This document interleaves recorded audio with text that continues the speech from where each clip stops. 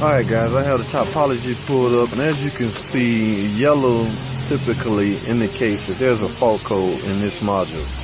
This module is called a wireless control module, and that is where all the tire pressure data is stored. So let's click here and see exactly. Okay, now we're talking. C1501 stands for tire pressure sensor 1 internal. And guys, anytime you see this code, not much you can do except replace it, okay? The circuitry internal to the sensor has failed, obviously.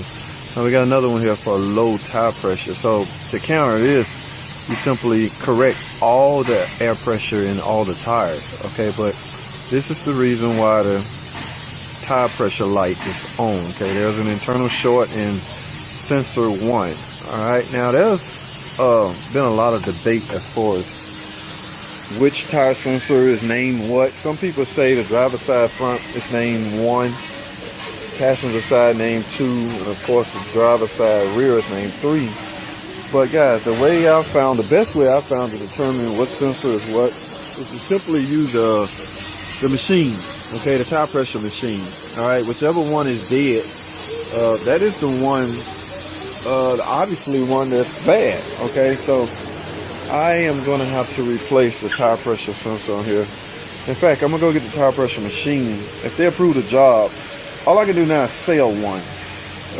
Typically when they approve the job, I will go back in and I will go get the tire pressure machine. All we do is put it up against the sensor and see if the sensor will read it. If so, that is the good sensor, okay? So you just have to do all 4 tires until you locate the failed one, all right? So tire pressure, guys, are very important. A lot of people belittle that small piece of information, but you do not want to ride around with underinflated tires, okay? Because you can overheat the tire and potentially have it explode, all right? So guys, I'm going to go write this SML. Don't go anywhere. Stay tuned. I will be right back. Welcome back, guys. I am back. Look what just showed up. All right, ladies and gentlemen, that is called a tire pressure sensor, okay?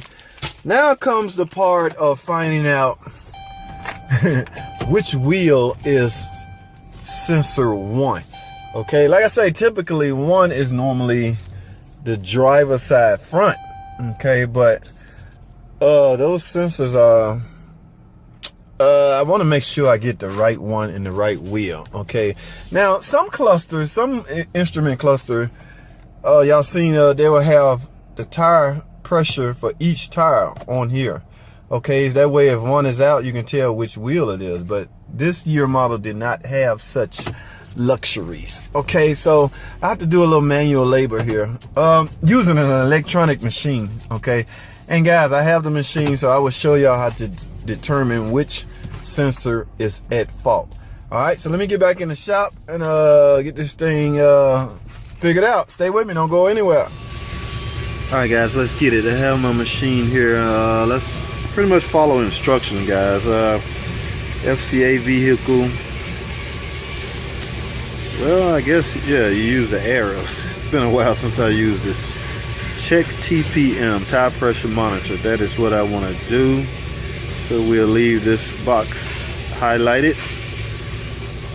Yes, we want to do it.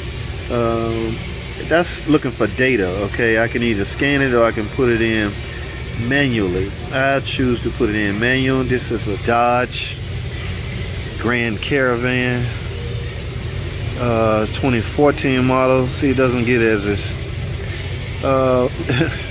4 wheels, okay? So here's 4 sensors. All right, so press this to trigger sensor. Okay, so I need to go, it's asking me to go over to the left front. All right, so let's go to the left front.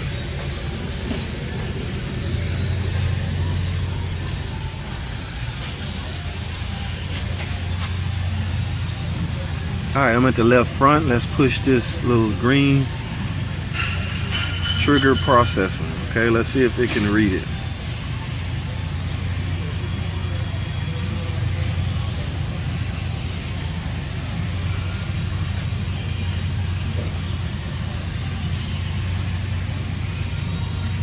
Sometimes it takes a minute. No sensor detected. Okay guys, I am at the right rear, and you can see it detected that sensor, as you can see by the number indicated. So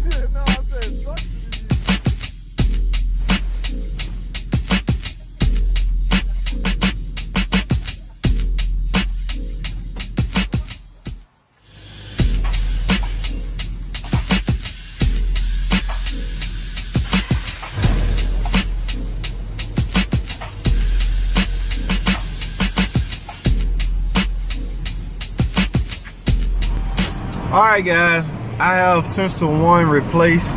So I decided to go on a test drive, and once the computer, the tire pressure monitor module, picks up that sensor on the left front wheel that I just installed, it should simply reset that light and turn it out. Okay, but you can either test drive it and get that done, you know, accomplish the same results, or you can enter in the code off of the tire pressure sensor itself into the computer. Okay, that's, to me, that seems to be a harder route to go. So I'd rather just go around the block right quick and see, get the light to turn off based on it seeing that tire pressure sensor now. Okay, so who knows guys, I don't know. Sometimes it's 1 mile, sometimes 2, sometimes it's 10. Sometimes we have to get the car back to the customer and have them drive it. Okay, but I don't know how long it takes. There is no set time. We're dealing with frequency, and it just has to pick it up. Okay, so I'm not gonna sit here and chit chat up until that happened. There it is. Wow, what a coincidence. It just happened guys. That's all I have. Thanks for watching. Comment, subscribe, and I'll see y'all in the next video.